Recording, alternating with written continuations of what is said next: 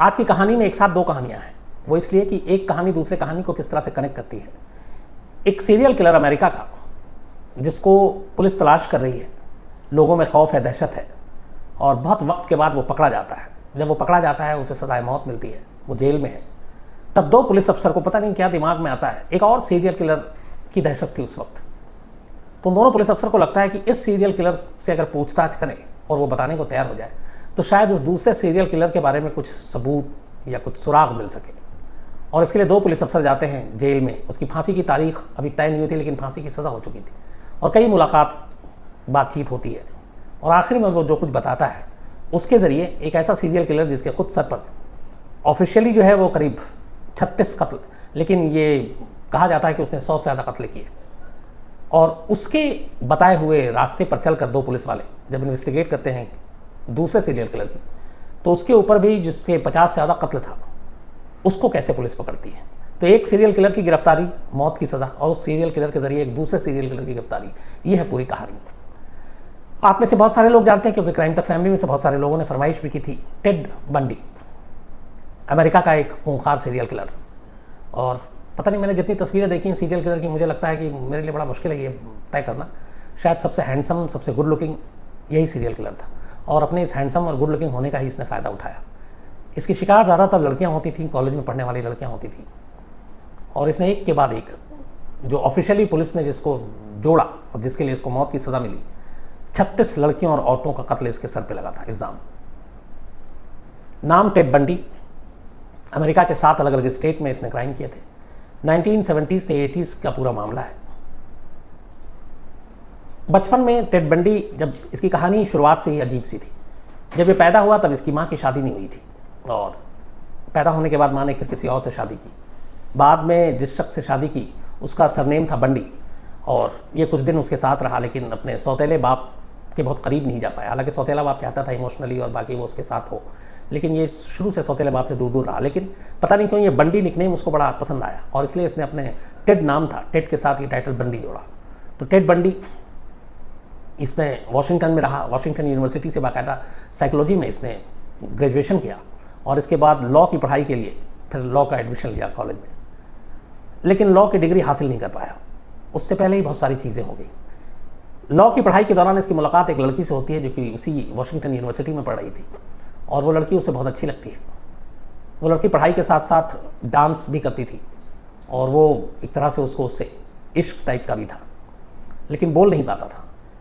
एक बार ये उस लड़की के घर पहुंचता है, उसको काफ़ी उसने फॉलो किया रेकी की, और जब देखता है कि घर में कोई और नहीं है तो घर में दाखिल होता है, दरवाज़ा बंद करता है, और लोहे के एक रॉड से उस लड़की के सर पे हमला करता है। लड़की का नाम केन था, वो बेहोश हो जाती है। इसके बाद वो उसके साथ रेप करने की कोशिश करता है। फिर उस रॉड के ज़रिए वो उसके जिस्म को बड़ी तकलीफ़ देता है, और आखिरकार उसे जब लगता है कि केन मर चुकी है तो वहाँ से निकलता है और चला जाता है। मर जाने से पहले उसने बाकायदा धड़कनें भी सुनने की कोशिश की, और उसे यकीन हो गया वो मर चुकी है, लेकिन केन जिंदा थी, उसकी सांसें चल रही थी। बाद में फिर उसको हॉस्पिटल ले जाया गया, और 10 दिन तक वो अगले कोमा में रही, और ठीक होने के बाद भी फिर उसके बहुत सारे जो पार्ट्स थे शरीर के, उन्होंने ठीक से काम करना बंद कर दिया था, लेकिन उसकी जान बच गई। उसकी जान बचने की बात बंडी को भी पता चल जाती, और उसे बड़ा गुस्सा आता अपने आप पर कि उसने पहला अटेम्प्ट किया, और जिसे हम सोचा था कि मार देंगे वो मरी नहीं, जिंदा है। तो इस बात को लेकर उसको बहुत गुस्सा था, और इसी गुस्से के बाद उसने कहा कि इस बार जो भी करेंगे वो फाइनल होगा और सामने वाले को मारेंगे। फिर इसने एक दूसरी लड़की को करीब महीने भर के अंदर अपना शिकार बनाया। ये टेड उसके घर पे गया, वो अकेली थी। उसने उसके सर पे फिर हमला किया, और उसके बाद उसके साथ ज़बरदस्ती की, रेप किया, और फिर रेप करने के बाद वो वहाँ से निकल जाता है। इस बार लड़की की मौत हो चुकी थी। अब वो तीसरा शिकार ढूंढता है। चूँकि मैंने जैसा बताया कि गुड लुकिंग हैंडसम, तो कई बार ये सड़क पे मदद भी करता। तो एक बार लिफ्ट लेने के नाम पे एक लड़की ने मदद मांगी, टेड ने लिफ्ट दी, लेकिन फिर कार में ही उसके साथ उसको सर पे मारा, बेहोश किया। फिर सुनसान जगह पे ले जाकर एक जंगल में उसके साथ ज़बरदस्ती की, और उसका सर काट दिया। सर काटने के बाद वो सर उसने अपनी कार में रख लिया और घर ले गया। ये तीसरा कत्ल था। इसके बाद चौथा, पाँचवा, छठा सिलसिला चलता रहा। इधर लड़कियों का एक तरीके से ही जो कत्ल होने का सिलसिला था, तो थोड़ी सी शहर में बेचैनी भी फैली और ये भी हुआ कि एक के बाद एक इस तरह के हादसे हो रहे हैं। पुलिस भी अलर्ट हुई, एक्टिव हुई, लेकिन तब तक ये फिर दूसरे स्टेट पहुंच गया, वहाँ इसी तरीके से हरकतें करने लगा। तो एक के बाद एक जब लाशों की तादाद बढ़ती रही तब पुलिस के ऊपर प्रेशर आया। फिर पुलिस ने कहा कि हम पूरे पहले मामले से लेकर आखिरी मामले तक पूरी तफ्तीश करेंगे।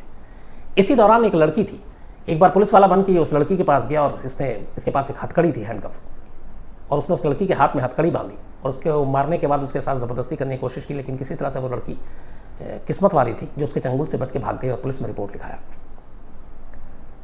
इसने अब तक जितने मर्डर किए थे उनमें ज़्यादातर में इसने कत्ल करने के बाद मुर्दा लाश के साथ ज़बरदस्ती की, उनका रेप किया। तो वो लड़की जो थी जो बच गई वो पुलिस में जाकर रिपोर्ट लिखाती है और उसके ज़रिए ये पता चलता है कि बीच में उसने टेड नाम सुना, तो पुलिस को बताती है सिर्फ टेड, इतना ही नाम बताती है और कार के बारे में बताती है। कार था फॉक्सवैगन। तो 2 चीज़ें थी पुलिस के पास सारे केसेस की कड़ियों को जोड़ने के लिए कि एक जो कातिल है वो फॉक्सवैगन कार में है और दूसरा उसका एक नाम टेड है।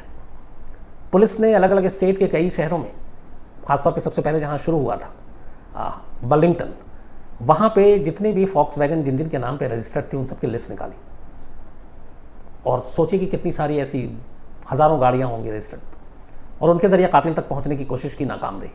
दूसरा एक नाम टेड, उस शहर में जितने भी टेड नाम के लोगों थे उनकी लिस्ट निकाली गई। कहते हैं उस लिस्ट में 4 जगह पे टेड बंडी का नाम आया, लेकिन पुलिस उस तक पहुँच नहीं पाई किसी वजह से, शायद जांच पूरी तरह से सच नहीं थी। पुलिस अपना तफ्तीश जारी रखती, इधर टेड बंडी के शिकार की तादाद बढ़ती रही। एक बार अचानक ये गुजर रहा था किसी सड़क से, ट्रैफिक पुलिस वाले ने नॉर्मल रोका कार की चेकिंग के लिए, इसने गाड़ी रोकी, पुलिस वाले ने उतारा, कार की तलाशी ली। कार के अंदर से कुछ अजीब चीज़ें मिली जिससे इस पर शक हुआ।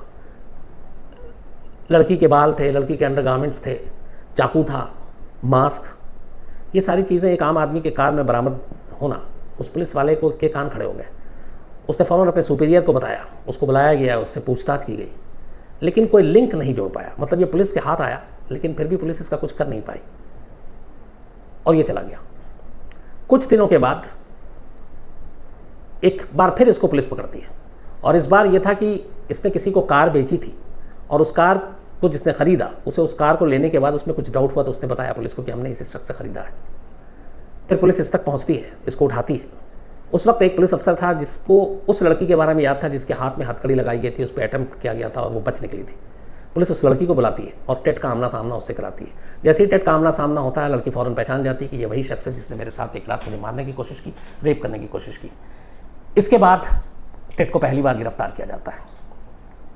गिरफ्तारी के बाद अब जितने अब तक उस शहर में और अलग अलग स्टेट में रेप हुए और कत्ल हुआ उन सब के DNA सैंपल, बाकी चीज़ें सब जो रखा गया था प्रिजर्व करके, उनसे टेड का मिलान कराया जाता है। शुरुआती तौर पे 3 लड़कियों के सैंपल जो है वो टेड से मिल जाते हैं। इसका मतलब ये था कि इन लड़कियों के कत्ल और रेप में टेड इन्वॉल्व था। उसके बाद फिर उसे गिरफ्तार किया जाता है। गिरफ्तारी के बाद अब वो मुँह खोलना शुरू करता है। उसे ये पता था कि अब उसको सजाए मौत होगी, लेकिन पुलिस को उलझाने के लिए और मामला टालने के लिए वो एक एक करके अलग अलग कत्ल के राज खोलता था। अब जिस कत्ल के बारे में वो नया खुलासा करता, जाहिर सी बात है कि पुलिस को लेकर उस स्पॉट पे जाने, उस जगह पे जाना जहाँ लाश फेंका वहाँ जाना है, तो इन सब चीज़ों में वक्त लग रहा था और वो एक एक कर अपने पत्ते खोल रहा था, जैसे अभी निर्भया की फांसी को लेकर पत्ते खोलते हैं। तो इस पर पूरा वक्त बीतता जा रहा था और इसकी गिरफ्तारी के बाद ये 1974 से 78 में ये पकड़ा गया और 78 में गिरफ्तारी के बाद अब एक एक करके धीरे धीरे एक एक करके अपना बताता कि मुझे याद आ रहा मैंने ये कत्ल किया, फिर पुलिस जाती, फिर इस तरह करते करते इसने 36 कत्ल का खुलासा किया। इसके बाद इसने खुद कहा कि ये अभी कुछ नहीं, आधा भी नहीं है, ये आंकड़ा 100 के पार जाएगा, लेकिन अब पुलिस को लगा कि ये बहुत डिले करवा रहा है। इस दौरान में इसने वकील लेने से भी मना किया। मुकदमा शुरू होता है। मुकदमा शुरू होने के दौरान एक दिन अपने ही मुकदमे की पैरवी के लिए लाइब्रेरी में पढ़ाई जाने के नाम पे करने के ये लाइब्रेरी से भाग जाता है, लाइब्रेरी के विंडो से भागने के बाद हालांकि 7 दिन बाद दोबारा पकड़ा जाता है, फिर इसे लाया जाता है, फिर जेल में रखा जाता है। जेल में रखने के दौरान एक बार ये अपने जेल के सेल से ही दूसरी बार भागता है और इस बार जब भागता है वो, तो इस बार भागने के बाद वो फिर क्राइम करता है। एक ही रात में ये जब जेल से भागा तो वहाँ पे एक फ्लोरिडा यूनिवर्सिटी के गर्ल्स हॉस्टल में ये दाखिल होता है जेल से भागने के बाद सीधे उसी रात। और उस गर्ल्स हॉस्टल में जाने के बाद ये पहले एक लड़की का कत्ल करता है, फिर उसके साथ रेप करता है, फिर दूसरी लड़की के कमरे में जाता है, उसको मारता है, सॉक से, मोज़ा से वो उसका गला घोंटता है फिर तीसरी लड़की के कमरे में जाता है, उसको बुरी तरह इंजर्ड करता है और वहाँ से भागता है। फिर चौथी लड़की के कमरे में जाता है, फिर पाँचवीं के जाता है और उसके बाद उस हॉस्टल से बाहर निकलता है। उस हॉस्टल के बराबर में एक घर था सुनसान, वहाँ एक और लड़की थी, उस लड़की पे भी इसी तरीके से अटैक करता है। तो जेल से भागने के बाद एक रात में 6 लड़कियों पर हमला करता है, जिनमें से 3 की मौत हो जाती है और वहाँ से ये भागता है।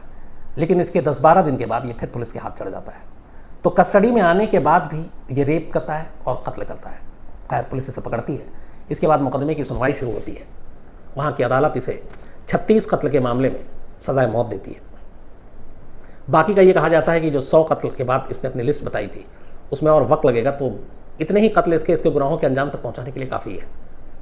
फिर ये इसको चैलेंज करता है सुप्रीम कोर्ट में, लेकिन सुप्रीम कोर्ट में भी सुनवाई नहीं होती और इसके सारे पुख्ता सबूत और इसको देखते हुए ये कहा जाता है कि सजाए मौत होगी। तारीख फिक्स नहीं हुई थी। अब टेड बंडी जो है ये जेल में है और फ्लोरिडा की ये जेल में था, फ्लोरिडा स्टेट की, लेकिन फांसी की तारीख तय नहीं हुई थी और ये जेल में था।